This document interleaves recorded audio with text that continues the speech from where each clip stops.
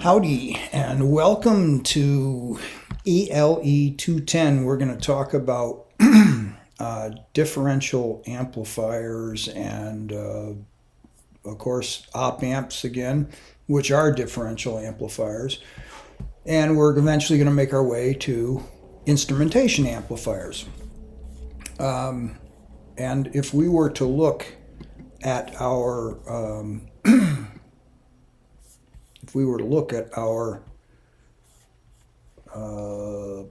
course content here on our website, we would go all the way down. We'd see week 12-13 is back to OpAmps applications.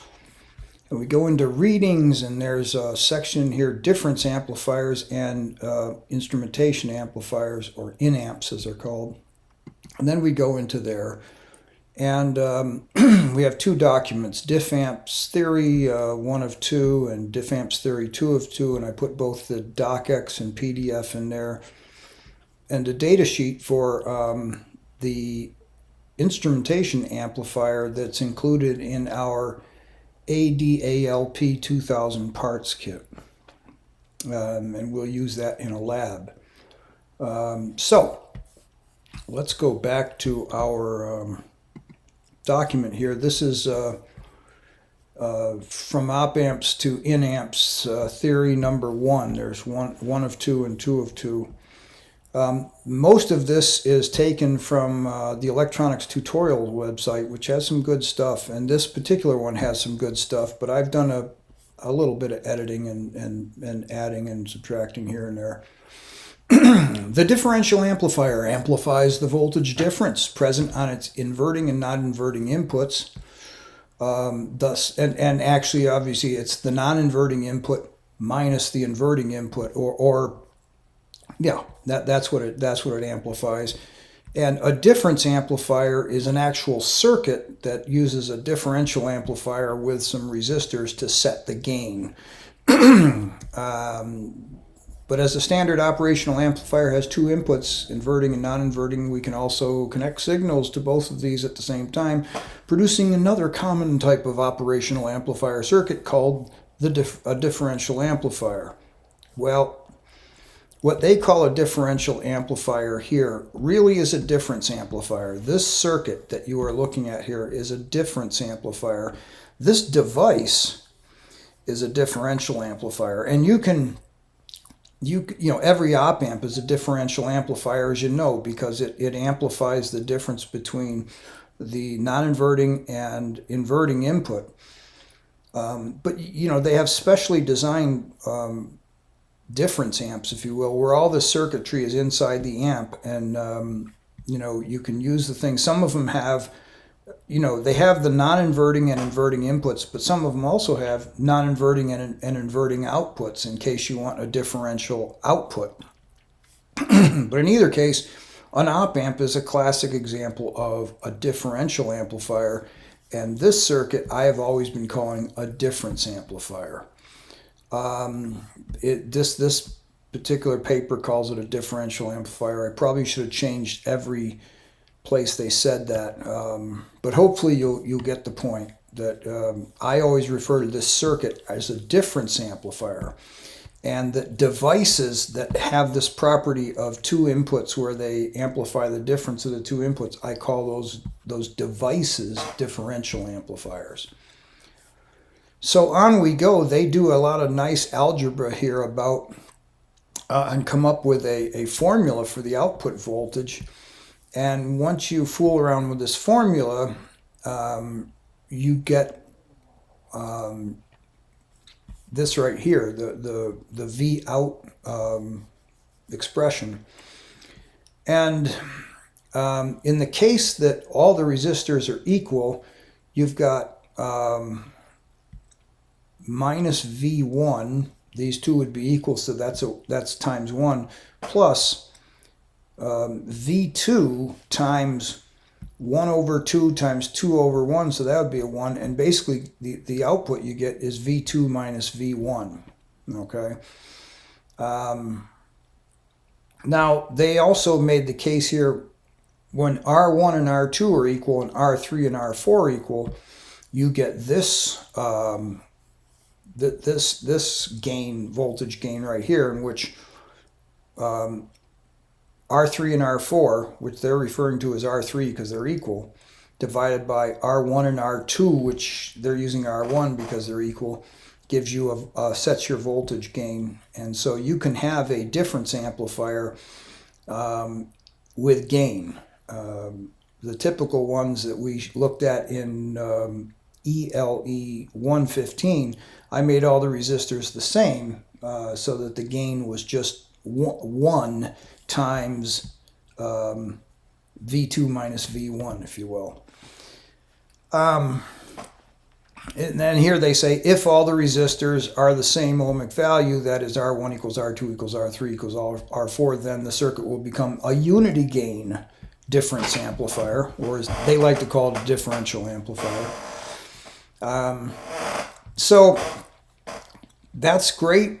And so we have an amplifier that can amplify differences, which is really good because that means we can measure some floating voltage in the middle of the circuit, and we can amplify the difference between those two nodes and measure it and control some process. Now, back in ELE, maybe even 110, we talked about this kind of circuit here. This is nothing more than two parallel voltage dividers, okay? And the way it's drawn here, it's actually, here's the plus voltage. You could think of it as +5, and here's ground. So here's a voltage divider on top, and here's a voltage divider on the bottom. And if all these resistors are equal, then this will be at half voltage, this will be at half voltage, and the voltage between them, V2 minus V1, will be 0 volts, and the output here will be some gain times 0 volts, which would be 0 volts. And that's the way these things tend to work. Now, the reason I showed this device is there are lots of resistive bridges used in sensors for pressure or strain. These are a type of strain gauge here, and under this white goop that's layered on here are resistive elements. And so, let me see, if you look at this thing, and let me see if I can, yeah, you see they've drilled out a couple of circles and a channel, milled out a channel in the middle here. If you bolt this thing to one rigid body and then maybe suspend another rigid body over here, as you press down if you press down on the left-hand side, this thing will stretch and bend, and so when it stretches, the resistors will go out of balance. All right, and such a this kind of thing can be used in scales, and I'll show you one. I have one right here. I bought one from our trusty Asian friends on eBay, and I don't know if you can see it. When I'm recording, sometimes I don't see myself, but here you can see the milled out area. So it's pretty thin. This kind is meant to go from 0 to 1 kilogram. So that's about 2.2 pounds. So this could be used maybe for a package scale. And you'd have a bunch of these sitting on a fixed reference, and then a plate in the middle that would weigh down on them. I'm hoping you can see me here. So this could be fixed. I guess you'd fix the end with wires on it, right? And then this would be, you could put pressure down on it, and it would stretch these resistors here. Let's see. These resistors up here or here. And also, I think this is just introducing wires. I don't think there's any strain on this side. I think it's all on these upper and lower things. So that as you press down on here and strain these resistors change value. So now, when we look at how they change value, remember when they're all the same value, we get 0 volts difference across them, because here's my voltage divider. I got an upper voltage divider, and this is half of V, and a lower voltage divider, and this is half of V, and half of V minus half of V is 0, and I get 0 out. But when we distort this strain gauge, and when we begin to stretch it or distort it, these resistors change, and now I get a voltage difference across these two nodes right here, and that difference goes into my differential amplifier, difference amplifier, whatever, and now I can amplify that difference, and I've got an analog voltage out, as you've seen in ELE 115 with your SparkFun Inventor kit there with the Arduino in it. You could then take take an analog voltage, and the Arduino had an analog to digital converter. You get a number, and now based on a number you could run a process, and you could say, oh, the pressure has reached a certain point, I'm going to ring a bell or alert something, or I'm going to print out what I think the pressure is if this is a scale, and that sort of thing. So this ability to amplify a difference in voltage between two nodes in a circuit is a pretty handy thing. There are lots of these kinds of resistive bridge sensors, and I think it's Charles Wheatstone in England way back when electricity was just getting going. He was a pretty smart guy. Not always. He was okay. He was a pretty smart guy. So here I am judging the great names in electronics. But this next sensor we have. This one's going to be hard to see. I'm going to hold up this circuit here, and this little black thing over here is the sensor. It's an air pressure sensor, and this circuit right here includes this integrated circuit includes a very good difference amplifier and a very good analog to digital converter. In fact, it's a 24-bit analog to digital converter, which means it can convert, if you hook this thing up to 5 volts, it's going to convert, it's going to divide 5 volts into 16 million parts, and I'll give you a little idea of how fine a resolution that is. You can get appreciation for how low noise such a system has to be. Well, I take 5 and I divide it by 24 raised to the 2, 24-bit thing. I get,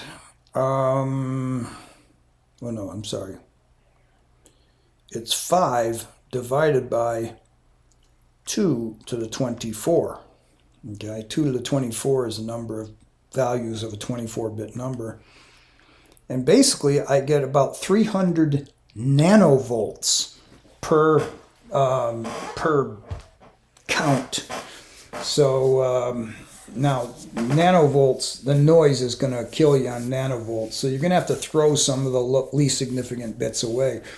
But you could certainly maybe get 20 bits worth of information, in which case each count would be 4.77 microvolts. Still, that's pretty tense. But if you take care of noise and stuff, and maybe take a lot of readings and then average them. Noise tends to be random, and so it will average out and averaging is a form of low-pass filter. So that's a way, that you can measure air pressure. You can get tubing. In fact,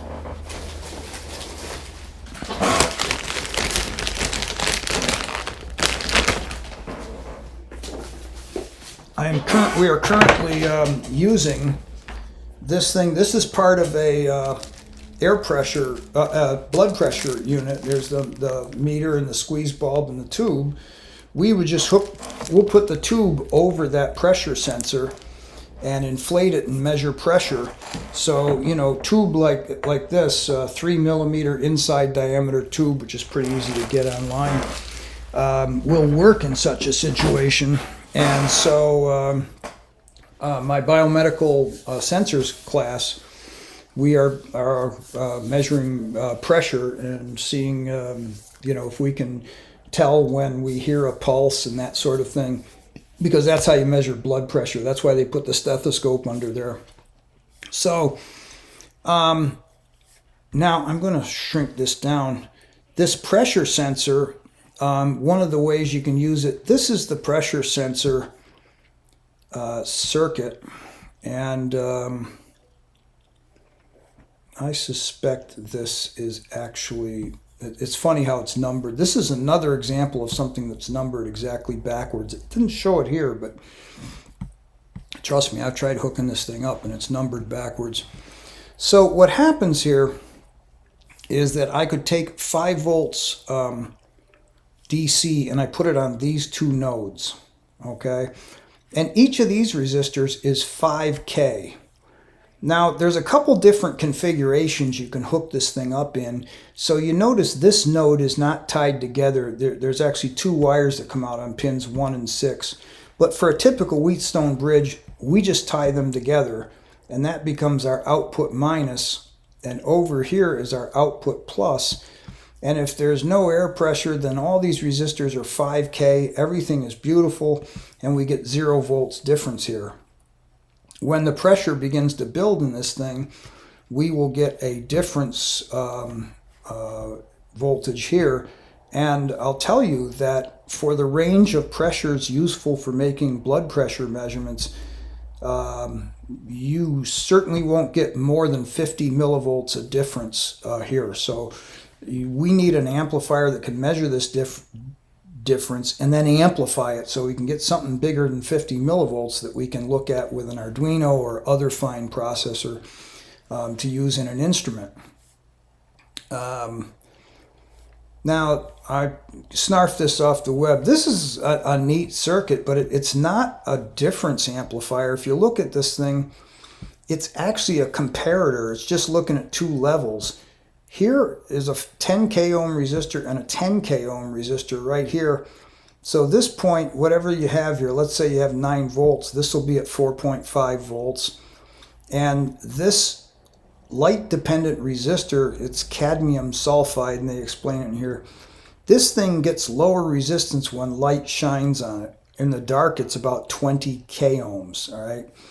So you can adjust this to some setting, and when you get enough light on this thing, this comparator will say, it'll swing this voltage either all the way positive or all the way negative. This is an op-amp, but they're using it as a comparator, okay? Which, you know, not the greatest circuit, but hey, it's fine. And you have this, we talked about hysteresis. They have a feedback resistor here to kind of set the hysteresis so the thing isn't blinking on and off all the time. Remember, hysteresis helps us separate the go positive threshold from the go negative threshold so that we can avoid some noise. And then if this thing is positive, it will turn on this transistor. Here's a base emitter collector. This is a common emitter transistor circuit. And we're not looking to run this in a proportional or linear way. We're just looking for on and off. So we're using a comparator. It's a non-linear way of using an op-amp. It's just bang, bang, right? So this transistor is part of that bang, bang circuit. There's a relay coil up here and a contact that closes. So if enough light lands on this light sensor, then the relay closes and, you know, maybe a door opens or something. So, by the way, and let me just check while I'm here. You might even have one of those, well, you've got photodiodes of various kinds here. I think inductors, other. I guess we don't have a light-dependent resistor in here. We have them at school. Then they're cheap as the dickens on eBay. but they're just a resistor that changes its resistance when light shines on it. It gets less resistance. So, you know, there's a sensor element that you can use should the need arise. And they talk about the hysteresis here, light-dependent resistor, cadmium sulfide, blah, blah, blah, blah, blah. Now, we get down to what they call the instrumentation amplifier. So, one of the things that happens is building a difference amplifier, and excuse me while I... Oh, yeah.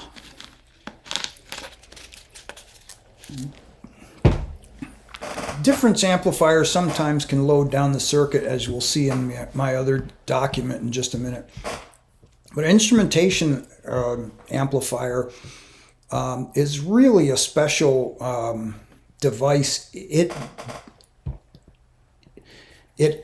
solves a number of problems to make measurement of a voltage at two different points, this idea of measuring a voltage difference, to make it almost ideal. They're so well made. Pardon me.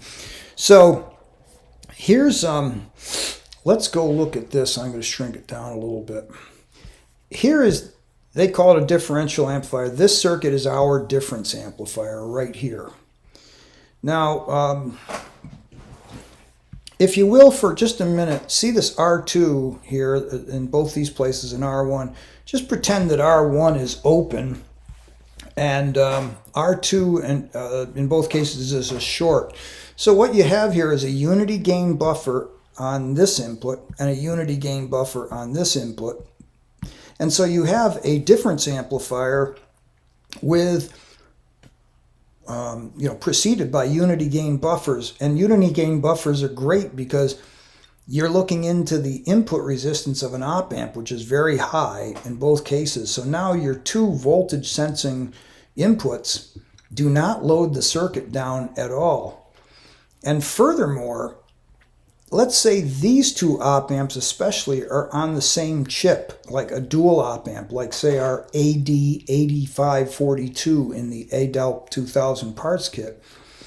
If the two amplifiers are on the same chip, they're likely to have similar offset characteristics. Remember, offset is a non-ideal characteristic where the amplifier, when you put 0 volts into it, you don't really get 0 out. There's, the amplifier needs a little offset to 0 the output. So this difference here, if the two amplifiers have the same offset and you're really measuring the difference, you subtract the two offsets and you get a very, very small offset as a result. Plus you're not loading the input circuit.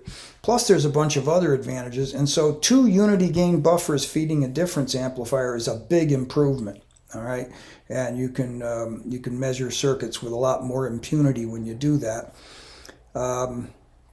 And they give you this equation, which I think you'll find is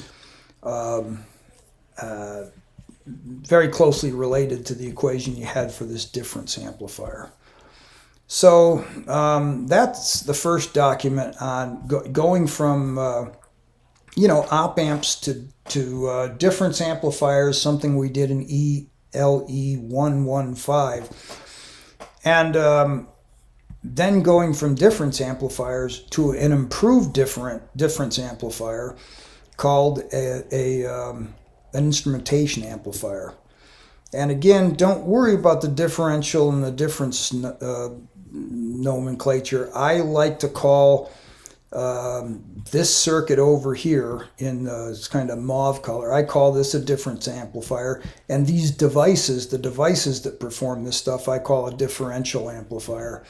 And if you work a lot in electronics, you'll develop your own sense of what you want to call those things. So I'm going to close that one, and I'm going to take a look at our other document called From OpAmps to InAmps Theory 2. Now, instrumentation amplifiers, just like operational amplifiers are called OpAmps, instrumentation amplifiers can sometimes be called InAmps.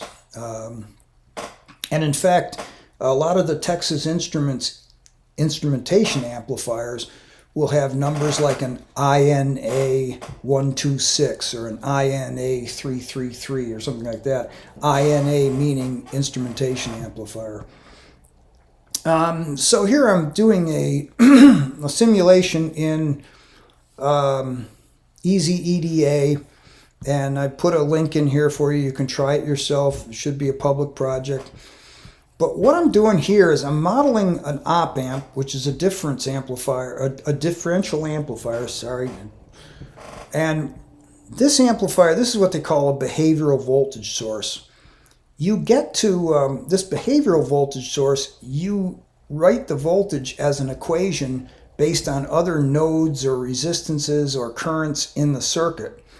So I have two nodes here, in P and in N. So you can think of this as the non-inverting input. This is the inverting input. And what I say is the voltage coming out of this OpAmp is 100,000 times the difference from the non-inverting input to the inverting input. And that's basically what an OpAmp does. You know, there are other things. This one has, you know, no input resistance, but its gain is not infinite, but it's really high. So this will work just fine. So and this triangle thing, it's just something I drew. If you look at EasyCAD, you can draw your own. I'm sorry, Easy EDA, you can draw your own things like that. And this is just a text object here.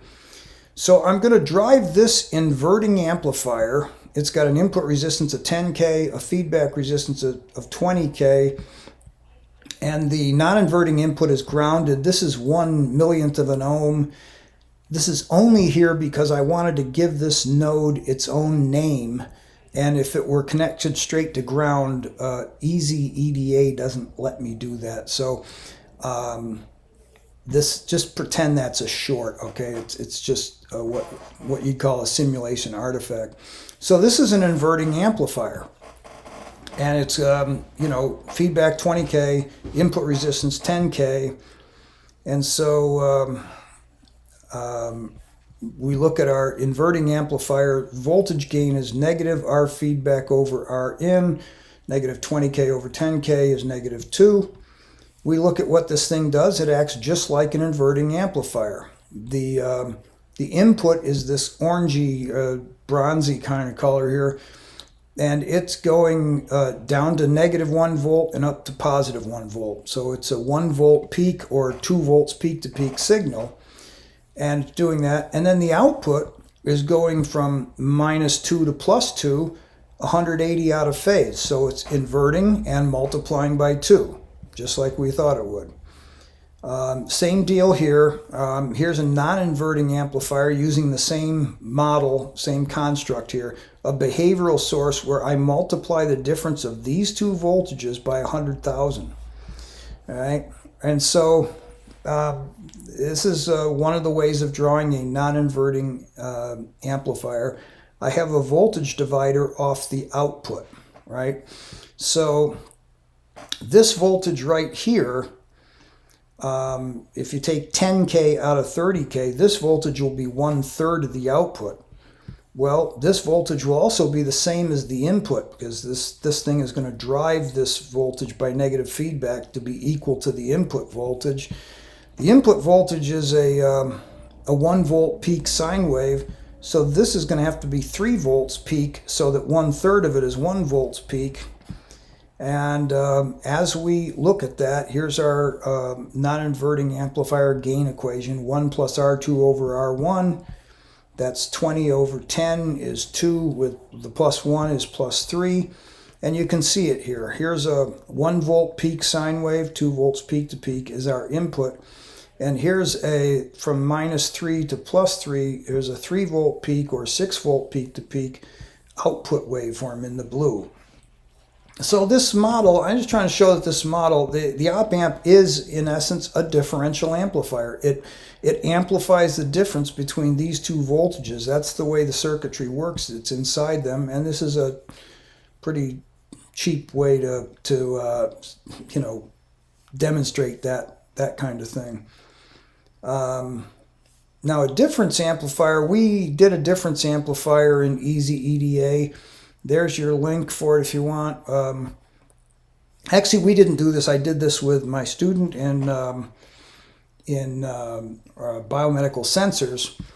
And here's a good old classic difference amplifier, right? We've got our, down on the non-inverting side, we've got that voltage divider thing. And on the inverting side, we've got the feedback resistor and the input resistor.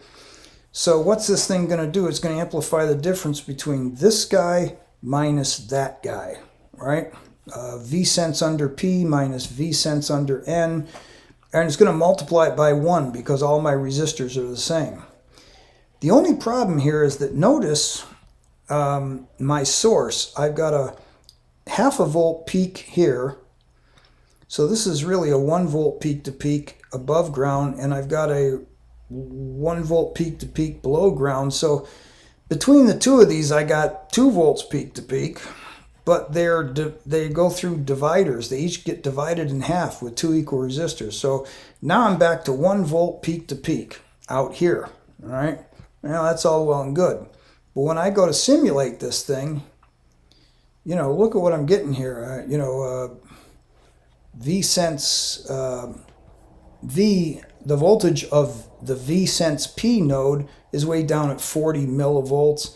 And the voltage of the V sense N node is down around 70 millivolts. So a couple of things are happening. These 47K resistors are loading down this high resistance source here, this whole little block that has internal resistances. You know, if you do a Thevenin on this, you would wind up with these two guys in parallel. You'd wind up with 550 K ohms to a 0.5 volt peak to peak there. And so 550 K ohms, and then you're trying to drive stuff that has 47 K ohm resistors. You're lucky to have 1/10 of what you put out. And here you've got even less than that. So our, I'm sorry, this tan one was the output. It's this orange one is the other input.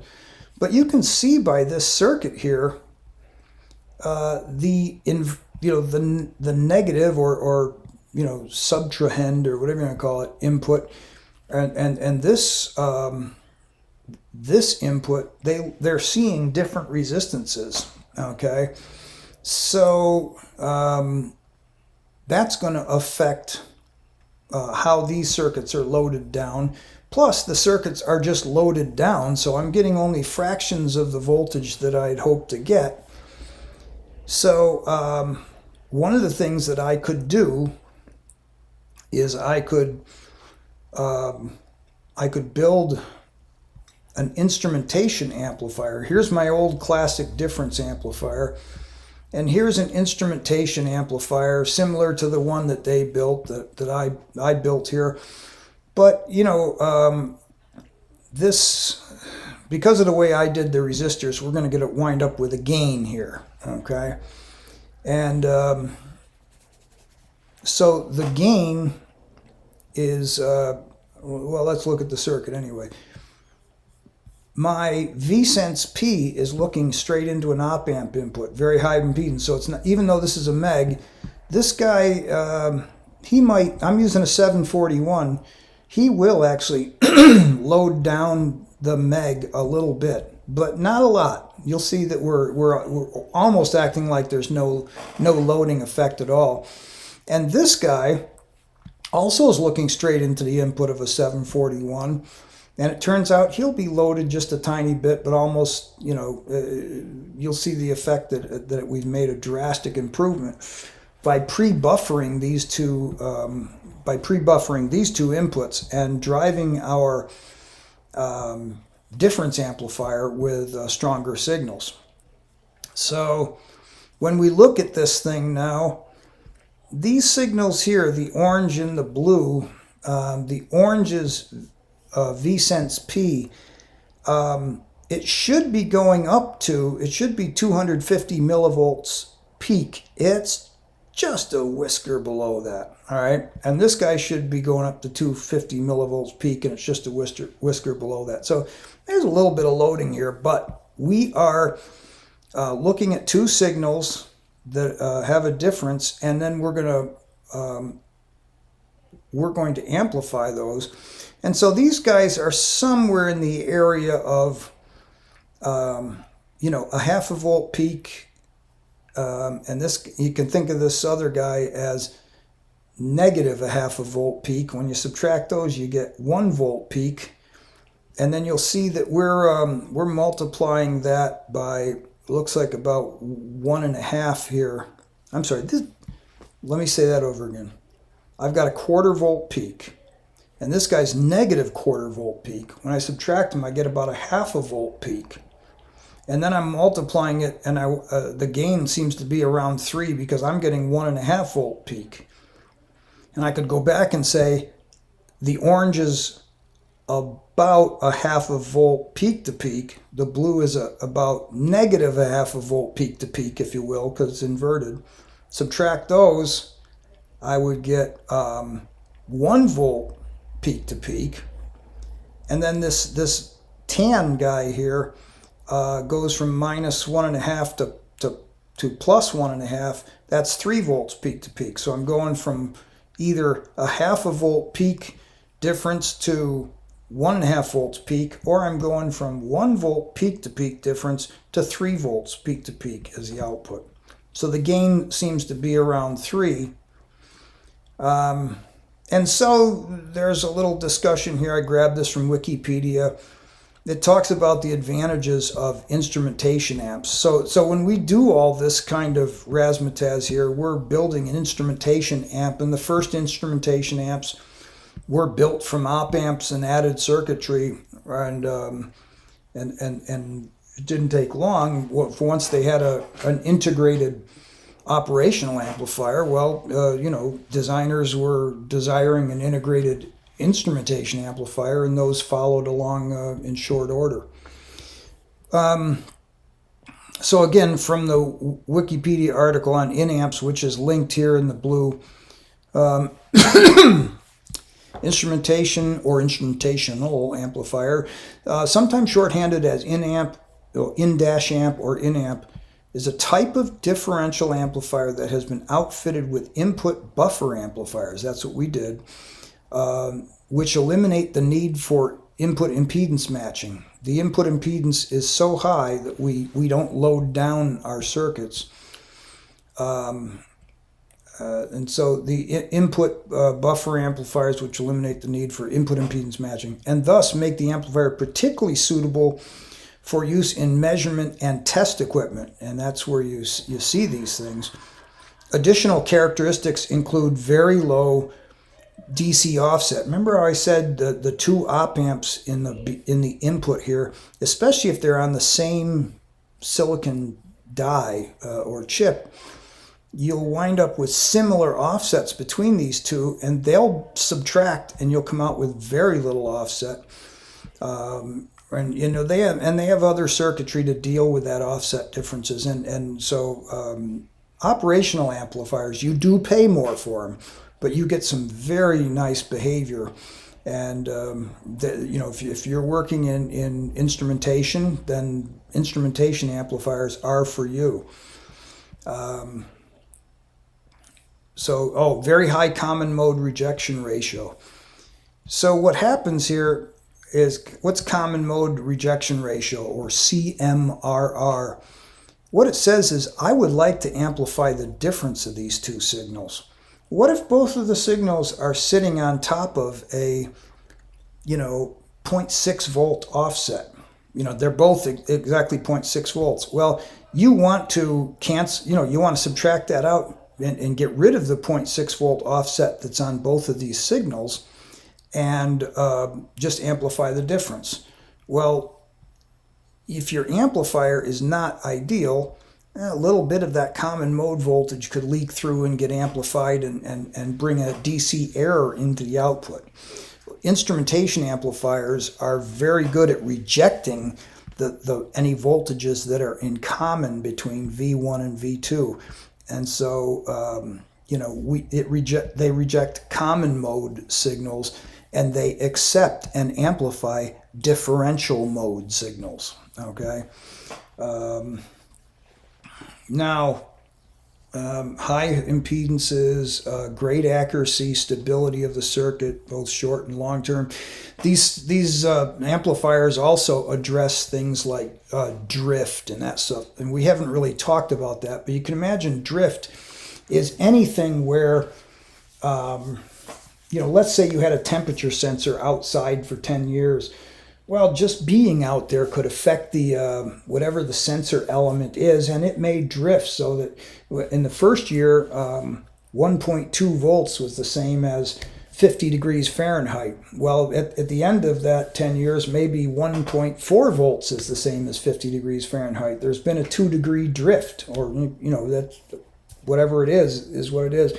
So drift, that is the changing of the circuit over time, changing of the characteristics, is something that you care about, because you're going to put this circuit out there for a while, and you want to be sure that it behaves both over time, and, you know, you'd like to have it behave over a range of temperatures. And there's a fair amount of engineering that goes into that. Our easy EDA circuit on the previous page, in our easy EDA circuit on the previous page, our instrumentation amp circuit voltage gain would therefore be, and I filled in this equation right here, and it came out to be 3 theoretically. And looking at our sim output waves and realizing that, yes, there's still a little loading on the input things, I said, okay, they're not quite 1/2 volt peak to peak, but let's just lie a little bit and call them 1/2 volt peak to peak. And when you do this, you wind up with, you know, 3 volts peak to peak divided by something pretty close to 1 volt peak to peak. And so you get a gain that's pretty close to 3. And that agrees with theory. And we love it when that happens. All right. Now, I'm just going to switch real quickly to our Lab 6 document. And let me see if I have that here.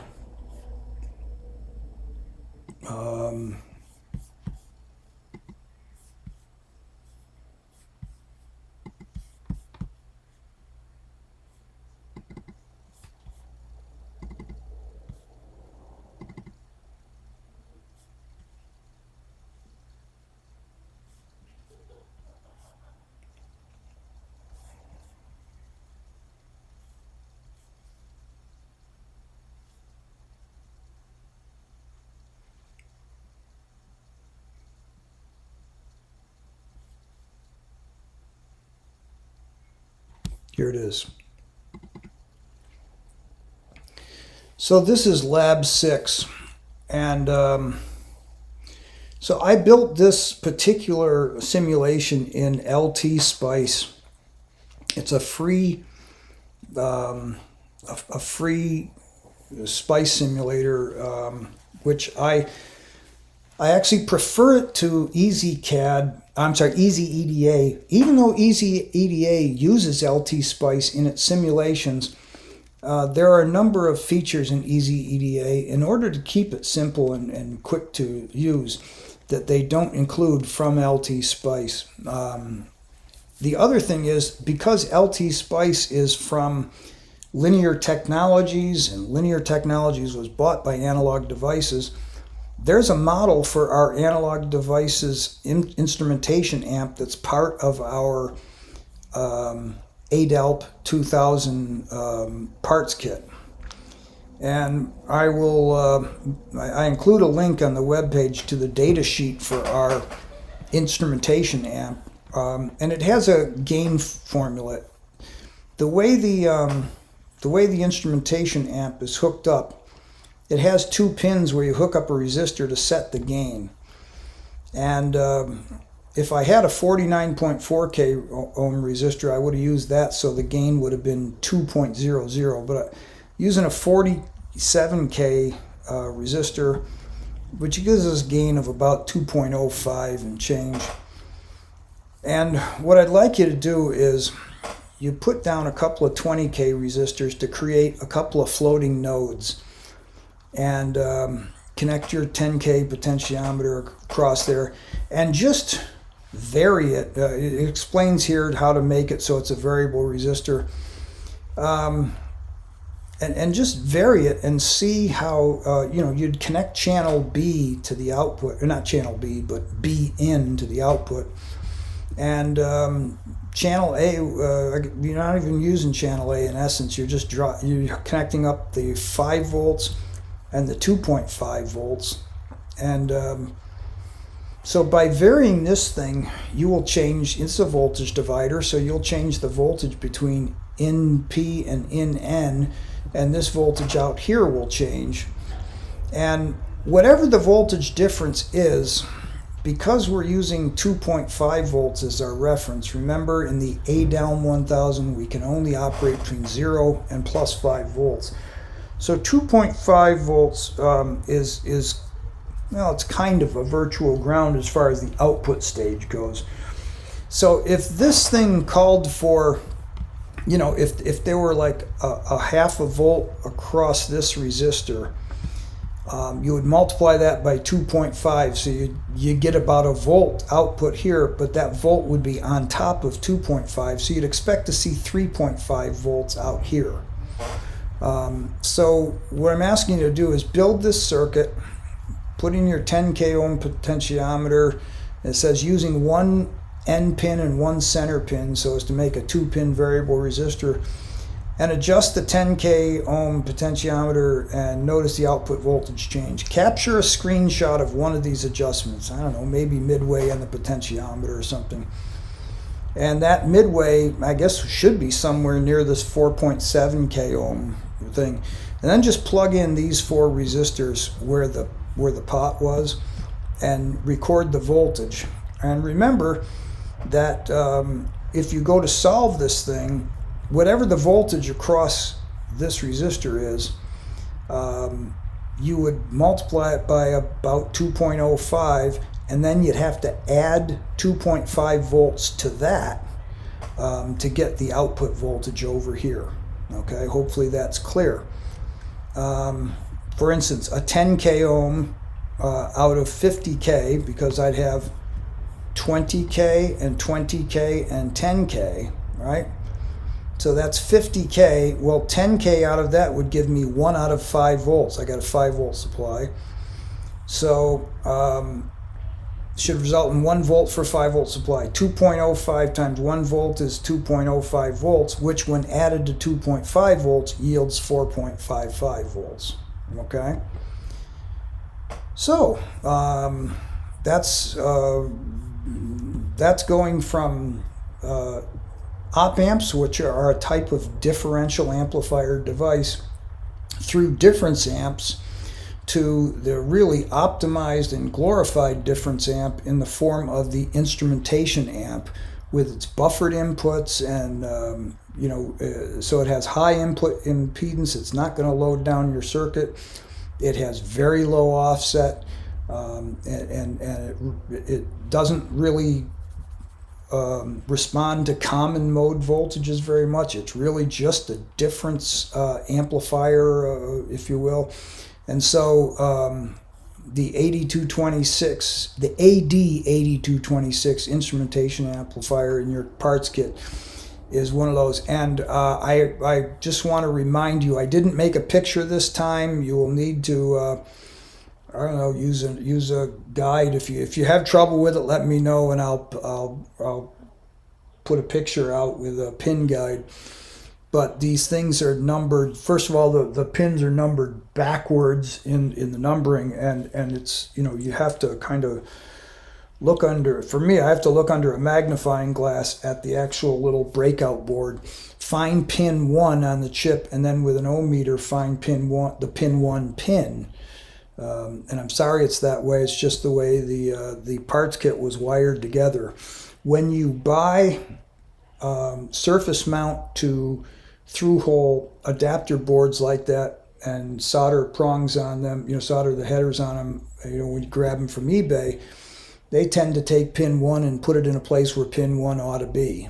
And so, well, go figure.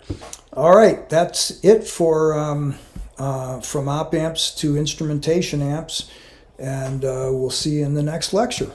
Take it easy.